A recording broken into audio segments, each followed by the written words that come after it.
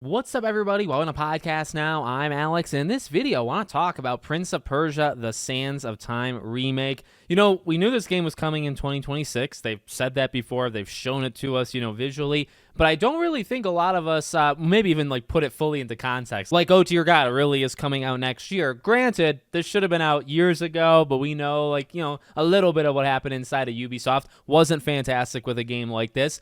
Regardless, they post and they talk today about how their, earnings are, how their financials are, and, some things are actually very, very much still not looking good for Ubisoft, but they did actually, they were talking about the future and said, okay, well, here's what we're expecting during this kind of period of time, and then they throw in Prince of Persia, giving us what I guess is technically considered a release window. So they say the FY 2025 to 2026 guidance will benefit from strong back catalog that will notably rely on Assassin's Creed Shadows and the release of Siege X, which is expected to strongly grow franchise net bookings, regular partnerships, as well as the following lineup. And you see a bunch of games, but Prince of Persia: The Sands of Time remake is right there, meaning that they expect, and I've said this before with other games, I'll throw it in here as well, but they expect this game to launch before April 1st. It can't come out April 1st, so technically March 31st of 2026.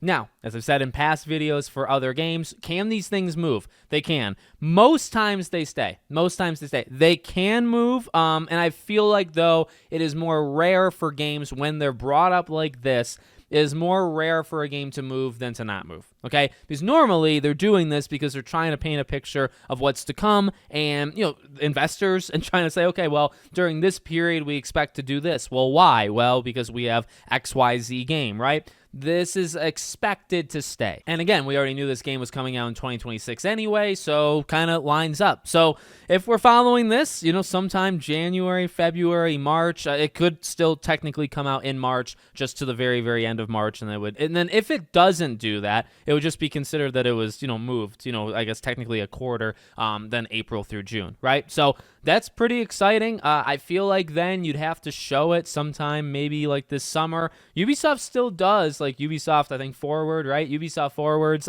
they're okay. I wouldn't put them up against, the Xbox event and Summer Game Fest and stuff. But I will say this: I'll give props for Ubisoft, or to Ubisoft, for still doing something like that.